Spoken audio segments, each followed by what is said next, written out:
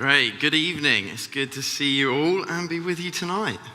So I'm launching our brand new series tonight called Faith in Action. Over the last 4 weeks, we've been looking at our vision as a church, to aim high, to always give God our best, to dig deep, to build a faith that lasts, to reach wide, to work together for the good of others, and to fight against inequality, and to go long, to invest in the future generations and the future of God's church. These are all things that are about being active in our faith and being engaged in God's mission and ministry to bring his kingdom in our city. And so that's what we're going to be looking at over the next 7 weeks, how each one of us can have an active faith. And to do that, we're going to be looking at the life of the early church recorded in the book of Acts. If we want to know how to put our faith in action, we look to the early church, those people who had just received the truth about Jesus and who he is, those people who'd seen him, who'd been with him before and after his resurrection, and learn all we can from how they responded to that new incredible truth that they had received, that new faith that they had received. Dallas Willard, the theologian, said something that I absolutely love, and it's this. He said, "You don't believe something when you say that you believe it. You don't believe something when you think that you believe it. You believe something when you act as if it were true." And so that's what we're going to be looking at, and we're going to look at the early church and how their belief turned to action, how we can put our shared belief into action in this city and in this world. When I encountered Jesus for the first time, I was immediately compelled by the Spirit to read the Gospel of Luke. And I love the Gospel of Luke. It blows my mind, and it still does today, because Luke shows us the person of Jesus in such an incredible and individual way. And he does it in this really radical, fast-paced way as he talks about Jesus' ministry. And it was not written as kind of complex literature like some of the other Bible. It was written for like the everyday person. And that's why I love it. And I don't know, you might not know, but Luke also wrote the book of Acts. And many people refer to the book of Acts as Luke's part 2.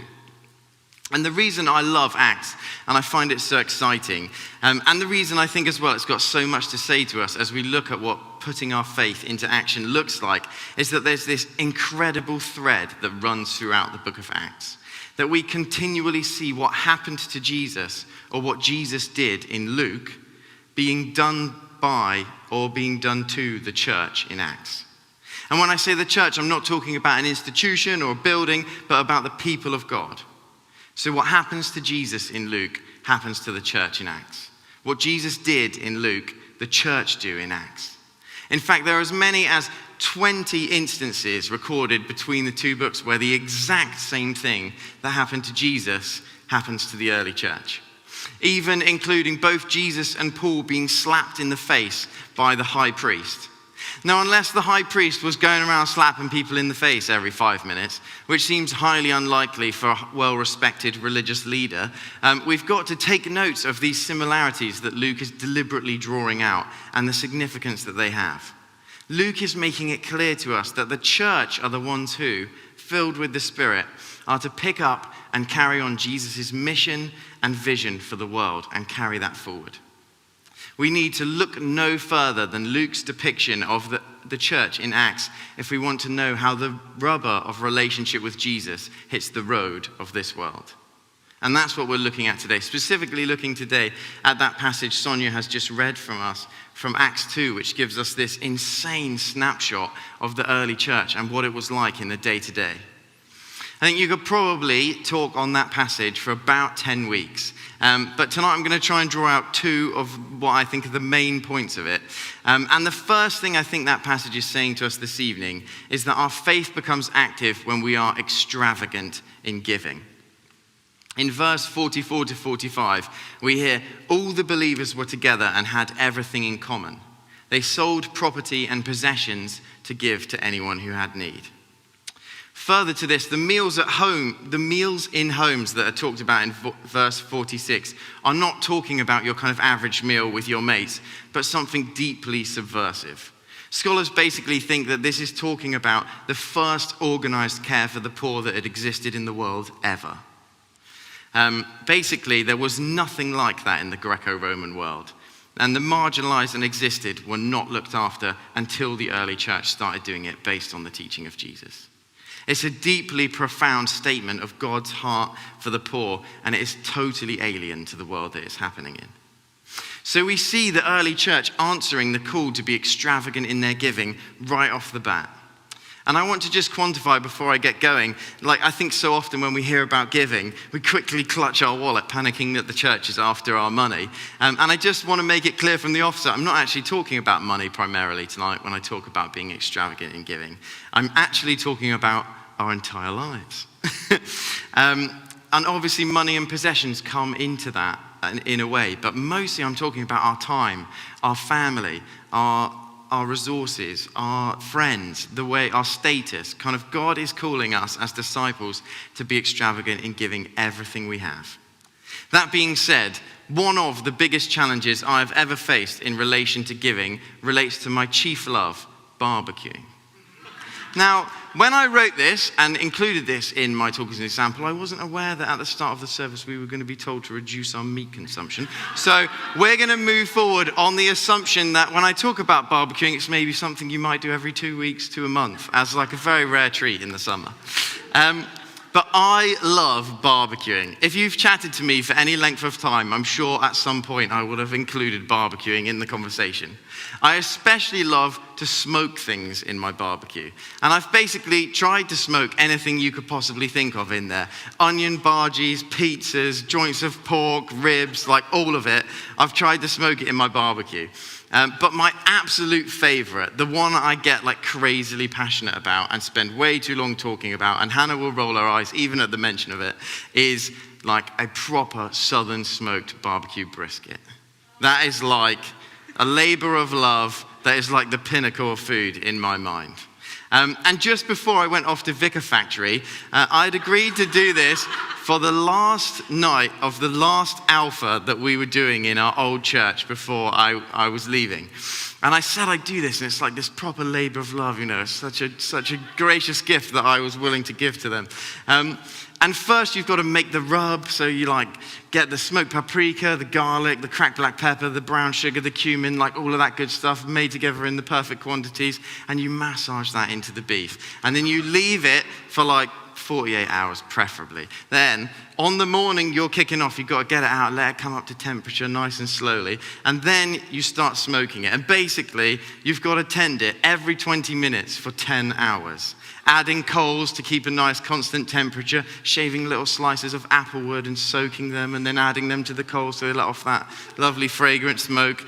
Every 20 minutes for 10 hours. Like I say, it's a labor of love. But when you bite into that beef, it's all worth it. It could take a week and it'd still be worth it. So anyway, on this particular occasion, I had been doing this all day. I was 9 hours in, and one of my friends rang me and was like, mate, I'm having a crisis. I'd love to see you. I was like, can we do this tomorrow? He was like, clearly not all right. And so I agreed that I would leave from Weston-super-Mare, which is where I was, ride home back to Devon to see my friend and chat to him as he was in a bit of a crisis. So I was riding home all the way, worried to death about leaving my barbecue in the hands of some absolute amateur from the Alpha team. And because my motorbike helmet had sealed in all the flavor that I'd been soaking into my face from sniffing it all day and stuff. It was cased in my helmet, and all the way back, all I could smell was this barbecue brisket that I'd had to leave behind an hour before it was ready. And the conversation in my head went a bit like this. Why on earth did you spend all day smoking something that you don't even get to eat? Oh, but Josh, you love Alpha. The Alpha guests will love it. You love Alpha. It's great that people get to hear about Jesus. But what if they hurt or upset my barbecue? No, it'll be fine. Even your barbecue is a worthwhile sacrifice for what Jesus is doing at Alpha. But what if when I get back to Weston tomorrow, there's not any beef left? No, it's okay. Radical hospitality is what you're called to as a disciple. But what if there's a vegetarian there who doesn't even appreciate it? No, Josh, God loves everyone, including vegetarians, and you should too. And basically, it went back and forth like this the whole way home. And as you can see from this kind of ridiculous example and insight into my head, the call to be extravagant in giving is so countercultural to our worldly mindset, so different from the self-accumulation that we're constantly told to go after, it really requires constant thought as a disciple about how we give selflessly now we're followers of Jesus. The behavior we see from the early church in relation to extravagant giving is reinforced throughout the book. Acts 4 reiterates, all the believers were of one heart and mind. No one claimed that any of their possessions were their own, but they shared everything they had. And God's grace was so powerfully at work in them all that there were no needy persons among them. From time to time, those who owned land or houses sold them, brought the money from the sales and put it at the apostles' feet, and it was distributed to anyone who had need. Furthermore, in Acts 6, we hear that the neglect of widows within this habit of daily meal sharing, daily providing food for those who couldn't afford it themselves, is such an extreme issue that it causes huge rift in the community. And it's the first recorded disagreement in the church is about neglecting the poor. And then we see, in the aftermath of that, God anointing by his Spirit new leaders who don't do that to carry the gospel forward. Their faith was active and powerful and beautifully expressed in their radical and extravagant giving of time and honor towards those in need. Because those who are loved much, love much. Those who had received much, gave much. And they were identified by that as a community, and it was so attractive. It's so countercultural to behave like that, to not be motivated by money or to give things away or to eat with people that other people wouldn't even look in the eye. The world can't ignore that. They have to know why people are behaving like that. And the Lord added to their number daily those who were being saved. I think there's an important distinction to make, though, when we read these bold and challenging passages. I am not the most organized person in the world when it comes to dates.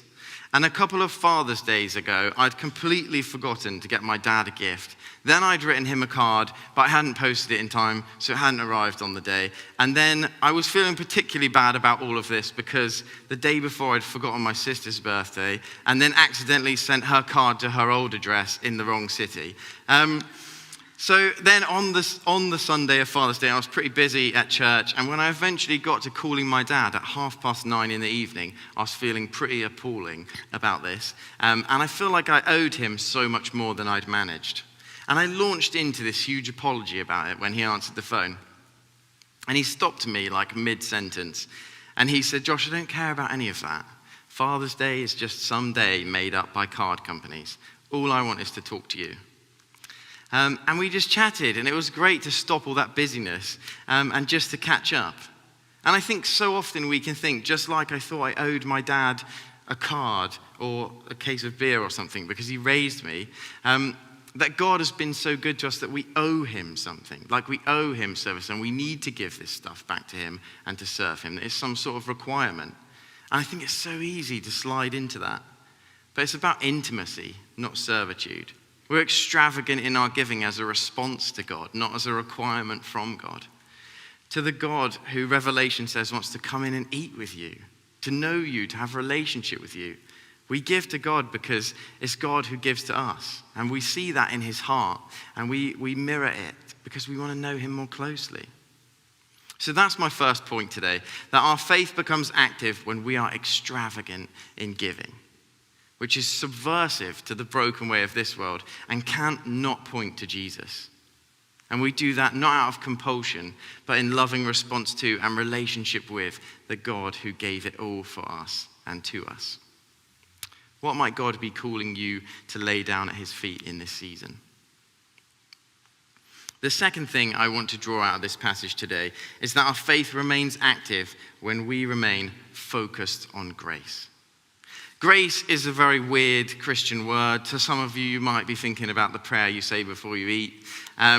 But when I say grace, I'm talking about the undeserved gift of relationship with God, the freedom, the fulfillment, the joy that comes from knowing God, knowing that you are a loved child of God, and that that's God's gift to you without price because of his love for you. That is grace.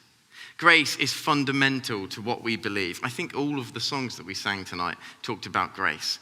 It is fundamental to what we believe as Christians. It's because of the grace of God that Jesus, God in human form, lived amongst his creation, suffered and died on a cross and was raised to life again, unholdable by death, so that the mess of this world separates us no longer. Like the early church were focused on that grace. We see this in verse 42. It says, they devoted themselves to the apostles' teaching. That's the message of how Jesus lived, died, and rose again, the gospel. That is the teaching they're talking about. And they devoted themselves to it. And to the breaking of bread. And in the context of this verse, it's not talking about that shared meal that I was talking about, but it's actually talking here about taking bread and wine, and as Jesus had told them, remembering what he had done for them on the cross. So they devoted themselves to the teaching of the gospel and to remembering Jesus' sacrifice on the cross. The early church were focused on the grace they received at the cross, and everything else flowed from that. When Hannah and I were still dating a few years ago, we were having a conversation about the persecuted church. And I ended up telling Hannah a story from before we'd met that I'd never told her before. I absolutely love to travel, and a few years ago I was spending some time in Vietnam with some of my friends. We'd been away for a really long time. All the guys that I was with didn't know Jesus. And so although I'd been doing all right with my kind of personal discipleship while I was there, I was longing to worship with other people. But I was a bit confused because the Vietnamese border had been an extremely tense situation where they'd searched us and taken away my Bible before allowing us to go into the country. However, there were churches everywhere. Like everywhere you went, you saw a church. And a lot of Christian organizations state that Vietnam has one of the fastest growing Christian churches. So I was pretty confused, and I thought I would go to one. I went to this church during one of their service times, and to be honest, it felt a bit off. There was no kind of feeling of joy or freedom in the place, and I was using a translator app on my phone to try and work out what was being said. And what I got translated was a prayer for the Communist Party of Vietnam, their leaders and their members. For those of you who don't know, Vietnam is run by a communist dictatorship. And so I eventually left, kind of horrified that the church was being used as another propaganda tool to hold up an oppressive regime. That afternoon, I spent some time praying about it because it had actually quite upset me. And I prayed, God, if you're doing something in this country, let me see it. And as I prayed, one of the staff from the hostel that I was staying in came into the room. And when he saw me, I was alone in there. And when he saw me praying, he backed out of the room and then came back in and told me in broken English to go for a walk on Tuesday. I assumed that was when he was planning on cleaning the room and forgot all about it. However, on Tuesday, I found myself alone at breakfast because both of the friends that I was with at the time were sleeping off a hangover. And so I thought I would go for a wander through the town that we were staying in. I'd been walking down this road for a little while, and I felt the overwhelming sense to turn left. And I honestly can't explain what made me feel that way or to do it, but I followed. This happened again a few more times until I eventually reached a cafe door, and I felt that I should go in.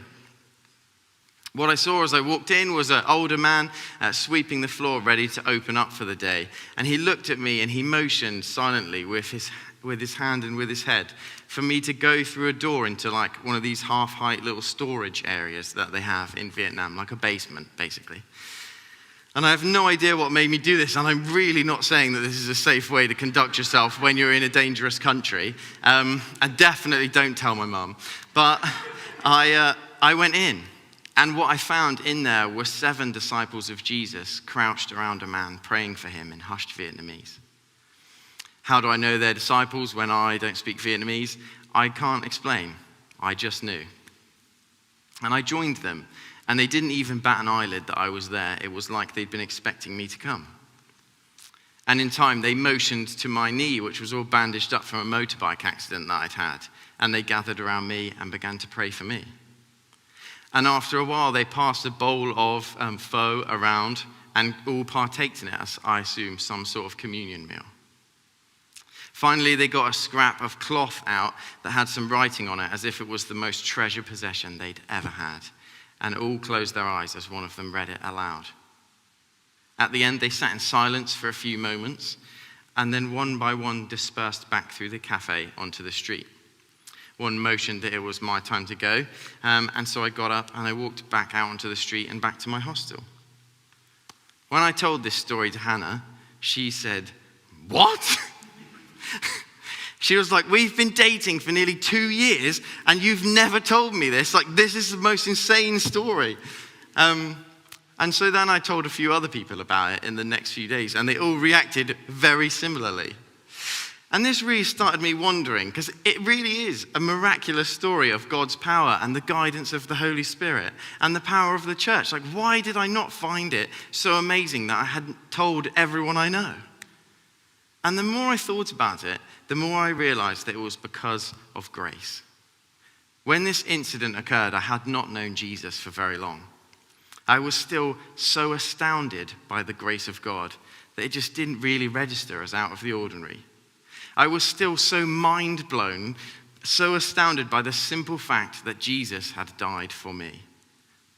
The most extraordinary thing in the world to me was that Jesus, God in human form, would hang on a tree for me, some stupid little boy who only cared about himself, because he loved me. Grace astounded me. And so it seemed only natural that the Spirit of God was powerful enough to lead me to other disciples. And it seemed only natural to me that they would risk their lives to faithfully worship him. And it seemed only natural that the astounding news of grace would unite us to praise him together, even though we spoke different languages and our lives were so different. And this event, amazing as it was, came in second to the incredible truth of the gospel that was still blowing my mind every single day. Grace astounded me. And it still does, but this whole situation really, really challenged me. Because does it still astound me now as much as it did then? I'm not sure, and I really should be. Because grace will always be just as astounding now as it was then. The sensational news of what Jesus has done will always be just as incredible now as it was then. But sometimes I think we forget the sheer life-altering, raw truth of it all. I was discipled under a maxim from an old hymn that said, "Tell me often, for I forget too soon." So much of this world that we live in is trying to normalize grace to us, because then we get complacent in our faith. The world says, yeah, it's pretty cool Jesus died for you, but being comfortable is quite nice too. Or yeah, it's pretty cool that Jesus died for you, but you've got a family now, and they're your primary calling now. Yeah, it's pretty cool that Jesus died for you, but money's pretty great too, and you should be working hard for that. When we lose our focus on grace, our faith slips and becomes inactive. The activity that we're called to be a part of as a disciple becomes some sort of task, an inconvenience, a legalistic thing that we feel we have to do, a distraction from what we really want to do. But when we're focused on grace, when we focus on the grace of Jesus, it's the privilege of a lifetime to serve the one who saved us, no matter what the cost is. Our faith becomes active in a beautiful and transformational way that through the Spirit is world-changing. So how does our faith remain active? When we are extravagant in giving and when we remain focused on grace. The band are going to come and lead us in worship in just a second. And as they come up, I'm going to pray for us. We're going to invite the Spirit to come and to minister to us as we kind of sit in the truth of God's good news. Father God, we thank you so much for your incredible gospel. We thank you for the breathtaking news that no matter what, there's never been a second that you haven't loved us extravagantly. We thank you so much for that life-altering news. And we pray that as we go forward now, we would all have our eyes and our hearts fixed on your grace. That we would be focused on you in everything that we do. And everything that we do would flow out of that incredible truth.